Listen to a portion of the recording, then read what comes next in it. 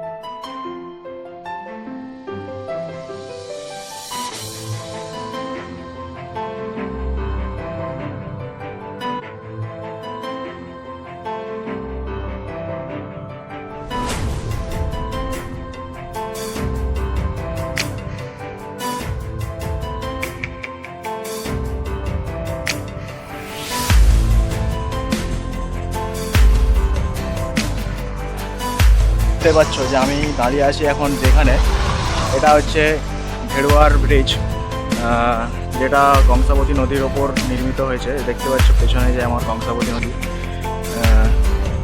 আমরা যখন এর আগে যে ভিডিওটা বানিয়েছিলাম সেটা কংসাবতী নদী যে বাঁশের ব্রিজ সেটা পার হয়ে গিয়েছিলাম, তখন বলেছিলাম যে ভেড়ুয়ার ব্রিজ আমাদেরকে ক্রস করে যেতে হতো ঝাড়গ্রাম যেতে হলে, কিন্তু আমরা অন্য রুট বেছে নিয়েছিলাম, সেই কারণে আমাদেরকে বাঁশের ব্রিজটা পার হয়ে যেতে হয়েছিল।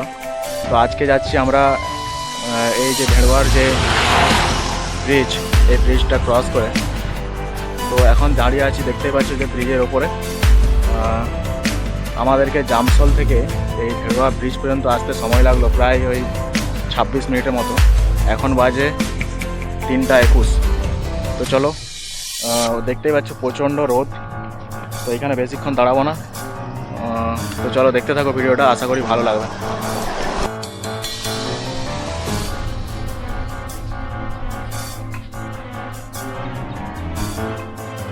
আমরা এখান থেকে চলে যাচ্ছিলাম, হঠাৎ করে দেখতে পেলাম এইদিকে যে নদীতে, দেখতেই পাচ্ছ যে তোমরা এখন এই যে এই রৌদ্রের মধ্যে নদীতে কিছু এখানের যে স্থানীয় যে আছে তারা কিছু একটা সংগ্রহ করছে। অনেকক্ষণ ধরে দেখতে পেলাম যে কিছু তারা একটা মাছ বা হয়তো কোনো কিছু একটা ধরার চেষ্টা করছে।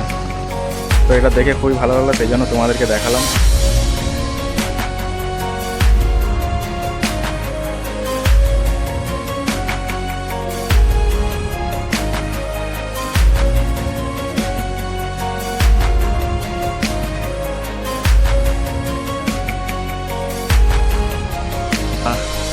তো এখন আমরা যেখানে দাঁড়িয়ে আছি এটা হচ্ছে যে আমরা এই একটু আগে পেছনে বইটা ক্রস করে এসে দাঁড়ালাম, আর সোজা আমরা যাব দহিজুড়ির দিকে। আর এই বইটার কাছে দুটো রাস্তা হচ্ছে ডিভাইডেড হয়ে যাচ্ছে, একটা সোজা মানে বাম দিকে চলে যাচ্ছে, হচ্ছে ঝাড়গ্রাম শহরের দিকে চলে যাচ্ছে। আর আমরা যেহেতু ওই বেলপাহাড়ির দিকে যাব, সেই কারণে আমরা এটা দিয়ে গেলে একটু কাছে হবে, মানে রাস্তাটা শর্ট হবে, দহিজুড়িতে গিয়ে বেরোবো, সেই কারণে আমরা এদিকে চলে আসলাম আর কি। আর ওইটা দিয়ে গেলেও যাওয়া যাবে, কিন্তু ঝাড়গ্রামের যে মেন যে শহর সেখান থেকে ঘুরে আবার অনেকটা আসতে হবে, সেই কারণে আমরা এই বইটা থেকে সোজা দহিজুড়ির যে রাস্তাটা চলে যাচ্ছে এদিকেই।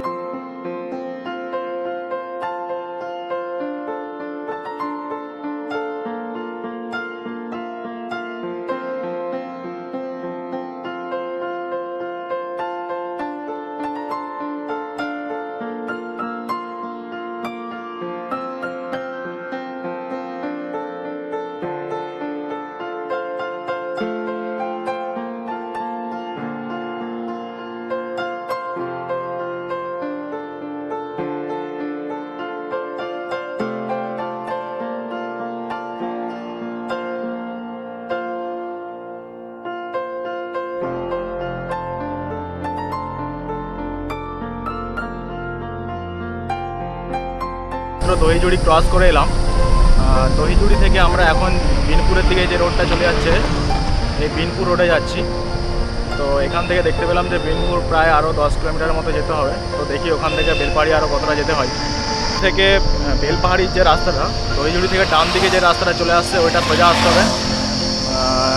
আসলেই বিনপুর পড়বে। বিনপুর থেকে এবারে দেখাচ্ছি তোমাদেরকে যে বিনপুর গিয়ে যে আর কোন দিকে যেতে হয়।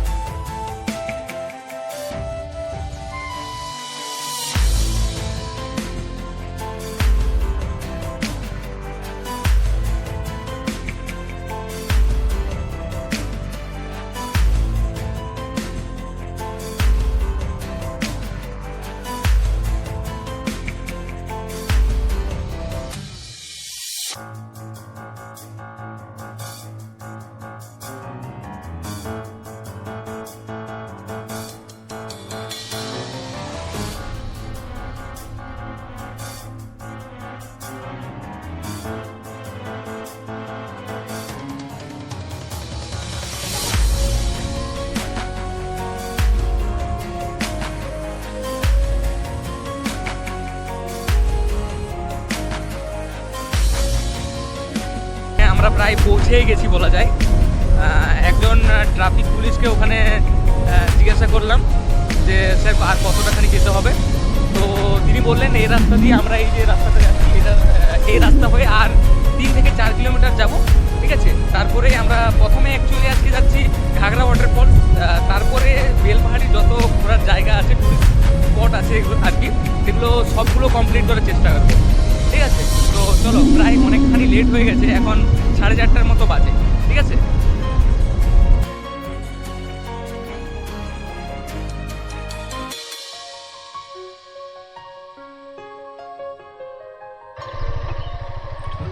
তো এই দিকে যাচ্ছি, এই যে রাস্তা ঘাগরা পিকনিক স্পট লেখা আছে, এই রাস্তা হয়ে যেতে হবে। এই সাইডে দেখাচ্ছি, চলো। আমরা অ্যাকচুয়ালি অনেকখানি লেট করলাম, 4:30 প্রায় বাজে। আর বেলপাহাড়ি এপিসোডের প্রথম স্পট হচ্ছে আমাদের ঘাগরা, তারপরে দেখি ওইখানে কিছুক্ষণ ঘোরাঘুরি করি, তারপরে যদি পসিবল হয় তো তারাপীনি যাব, না হলে আর একটা কি একটা জায়গা আছে জানি না, তারপরে সেখানে যাব। দেখতে পাচ্ছ চারিদিকের পরিবেশটা অনেকখানি মানে সুন্দর লাগছে। আর এই সাইডেও গ্রাম আছে, ছোট ছোট গ্রাম, ঘর বাড়ি আছে। আর তোমরা যদি কেউ আসতে চাও অবশ্যই মানে এই এলাকার আশেপাশে আছে মানে হোটেল থাকার ব্যবস্থা করা আছে, যেখানে তোমরা থাকতে পারো। এই দেখো এখানে লেখা আছে ঘাগরা, এই জায়গাটাই হচ্ছে ঘাগরা। এই দেখো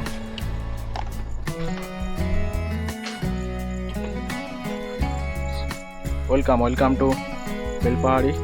তো আমরা অবশেষে পৌঁছে গেলাম এই বেলপাহাড়ির একদম যে ঘাগরা ওয়াটারফলস। এই দেখতে পাচ্ছ এখানে দেওয়া আছে ঘাগরা ওয়াটারফলসের যে ইন্ডিকেট করা আছে এখানে ঘাগরা ওয়াটারফলস।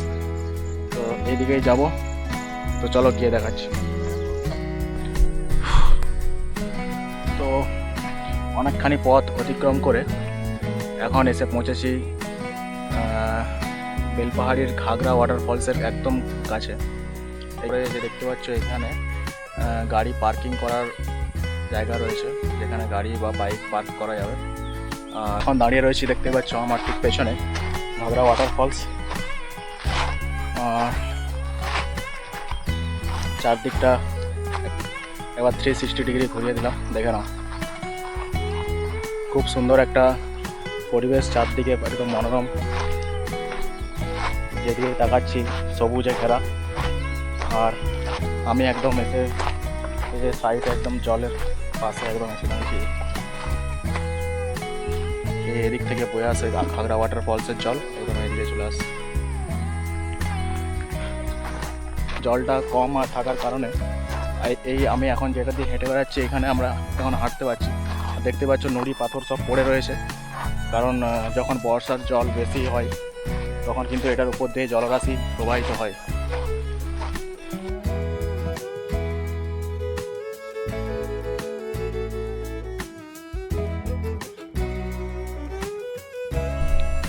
প্রায় 74 কিলোমিটার পথ অতিক্রম করে এসে পৌঁছেছি এখন বর্তমানে বেলপাহাড়ির ঘাগরা ওয়াটারফলসে।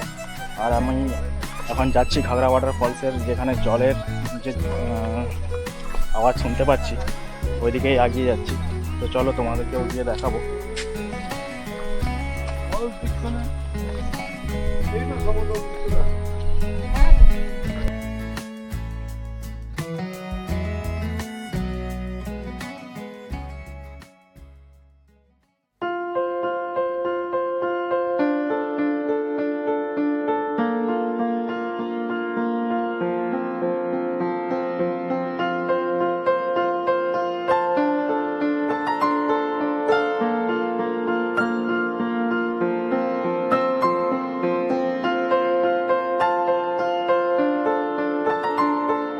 তো বন্ধুরা, এখন তোমরা শুনতে পাচ্ছ যে ঘাগরা ওয়াটারফলসের জলের যে আওয়াজ, সেই আওয়াজ।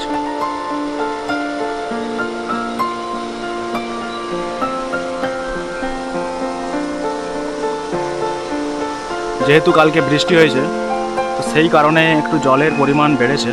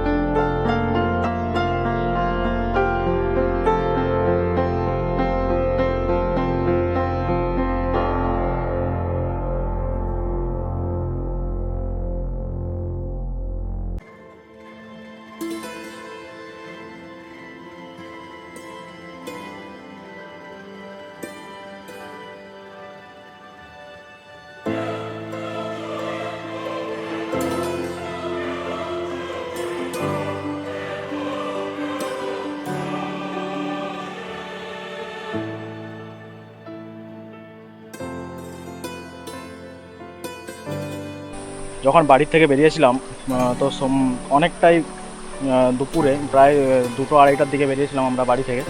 তো তখন সূর্যের যে রশ্মি খুব প্রখর ছিল এবং আজকে টেম্পারেচারটাও খুব একটা বেশি আছে, কারণ মেদিনীপুর থেকে আমরা ঝাড়গ্রাম এর যে শিলদা রোড আছে সেই শিলদা রোডের মাধ্যমে আসলাম এই ঘাগরা ওয়াটারফলসে। তো এসে খুবই ভালো লাগছে। এতখানি বাইক চালানোর পরে এই 1-1.5 ঘন্টার পথ অতিক্রম করার পরে আমরা অবশ্যই ভালো লাগছে। চারদিকটা খুব সুন্দর একটা পরিবেশ, আসলে খুবই ভালো লাগবে দেখতে। তো যেহেতু আমরা একটু অরণ্য প্রেমী, তো সেই কারণে আমাদেরকে এই জিনিসটা এতটাই পরিমাণে ভালো লাগছে, আর কি বলবো, বলার কি। যেহেতু পাশাপাশি আরও অনেকগুলো এখানে ঘোরার জায়গা রয়েছে, তো সেই কারণে এখানে অনেকখানি আমরা সময় অতিবাহিত করলাম এবং বিভিন্ন যে পাশাপাশি যে পরিবেশ রয়েছে সেগুলোকে উপলব্ধি করলাম। তো চলো এবারে দেখি যে আর এর পাশাপাশি আর কি রয়েছে সেগুলোকেও দেখি এবং তোমাদেরকেও এই ভিডিওর মাধ্যমে দেখানোর চেষ্টা করব। তো চলো। তো বন্ধুরা, ঘাগরা ওয়াটারফলসকে বিদায় জানিয়ে আমরা অগ্রসর হচ্ছি পরবর্তী যে তারাফেনী ড্যাম রয়েছে এর পাশেই। তো সেখানে যাওয়ার চেষ্টা করবো এবং দেখাবো গিয়ে তোমাদেরকে। চলো সেখানের দৃশ্য আমরা কি কি দেখতে পাই সেখানে। তো বেশি না কথা বাড়িয়ে চলো সেখানে যাওয়া যাক, কারণ অনেকটাই সময় পার হয়ে গিয়েছে। তো ওখানে গিয়ে দেখি, আর আমাদেরকে আবার ফিরেও যেতে হবে, সময় বেশি নেই। তো চলো সেখানে যাওয়া যাক। তো বন্ধুরা, এই যে এই পেছনে দূরে দেখতে পাচ্ছ যে ঘাগরা ওয়াটারফলস আমরা দেখে চলে আসলাম একদম ঠিক এই উপরটাই। উপরেও এই সমতল একটা খুব একটা ভালো জায়গা রয়েছে। এখানে যে 4 হুইলার আর বাইক এগুলো যারা নিয়ে আসবে তারা এখানে পার্কিং করে রাখতে পারবে। আর পিকনিক করার মতো এখানে খুব একটা ভালো প্লেস রয়েছে। জানি না এখানে পিকনিক করা যায় কি যায় না, তো আমার যেটা মনে হয় যে জায়গাটা দেখে যে এখানে পিকনিক করার মতো খুব সুন্দর একটা জায়গা রয়েছে। দেখতে পাচ্ছ কত বড় একটা মাঠ রয়েছে, আর এখানে বসারও জায়গা করে রাখা হয়েছে, এই যে দেখতে পাচ্ছ এগুলো। আর ওখানে একটা জলের কল রয়েছে, জলেরও ব্যবস্থা রয়েছে। তো চলো আমরা এখান থেকে নেক্সট আর পরবর্তী যে তারাফেনী ড্যাম রয়েছে তো ওখানে যাব। এখানে দেখতে পেলাম একটা ইকো রিসর্টের ব্যানার দেওয়া রয়েছে। এটা হচ্ছে মণিমায়া ইকো রিসর্ট। এখানে তোমরা এই কন্ট্যাক্ট নাম্বার দেওয়া রয়েছে, যদি কেউ আসতে চাও তো এই নাম্বারে কন্ট্যাক্ট করে আসতে পারো। এখানে এই যে দেখতে পাচ্ছ আমরা চলেই যাচ্ছিলাম, কিন্তু হঠাৎ করে দেখতে পেলাম এখানে এই যে জলের যে কল রয়েছে, এই কলটা দেখানোর কারণে এই যে এগুলো হচ্ছে আর সচরাচর দেখতে পাওয়া যায় না। হ্যাঁ, তো এখানে দেখতে পেলাম, সেই কারণে তোমাদেরকে দেখাচ্ছি যে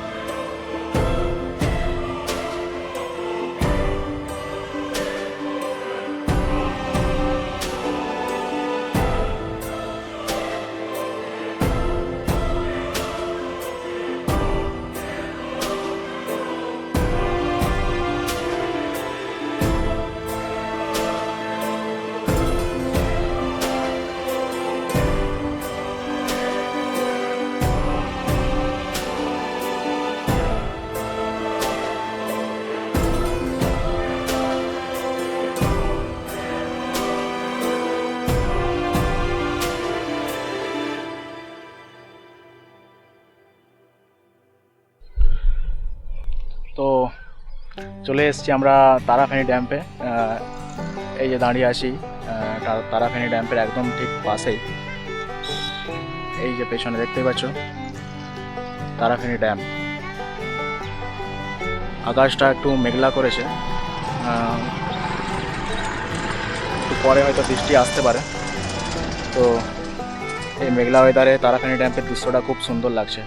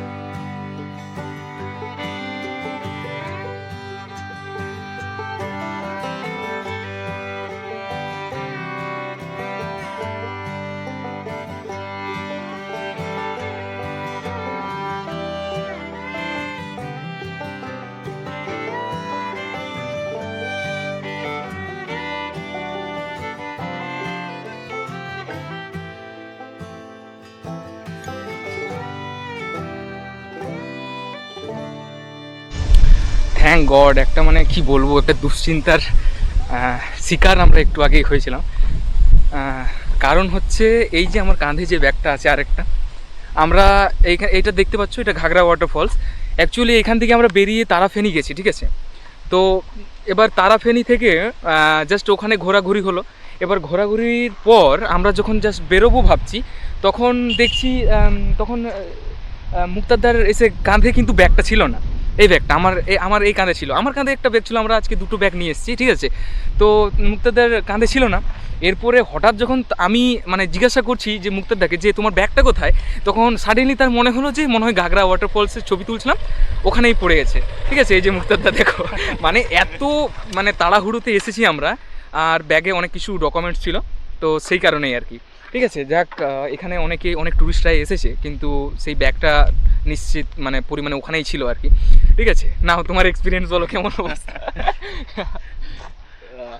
আমি ওখানে যখন ভিডিও বানাচ্ছিলাম তখন ব্যাগটা রেখেছিলাম পাশেই। তো ভিডিও করতে করতে আমি ঠিক মনেই ছিল না যে ব্যাগটা ওখানে রেখেছি। তো এখান থেকে চলে গেছিলাম আমরা সেই একদম তারাফেনি ড্যামের কাছে। তো সেখানে ওখানেও ভিডিও করেছি। তো ওখানে ভিডিও করার পরে সুমন বললো হঠাৎ করে যে ব্যাগটা তোমার কোথায়?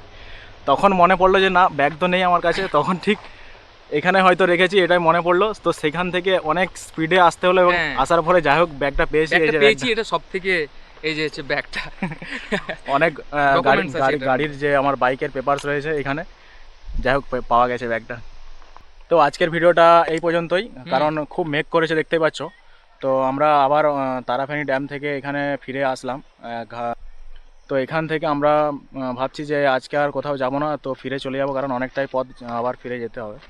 সেই কারণেই আজকের এই ভিডিওটা এখানেই সমাপ্ত করে দিচ্ছি। যদি ভালো লাগে তো অবশ্যই লাইক, কমেন্ট, শেয়ার করে দিও এবং সাবস্ক্রাইব করতে ভুলো না। দেখা হচ্ছে নেক্সট একটা ধামাকাদার ব্লগ নিয়ে। চলো, বাই।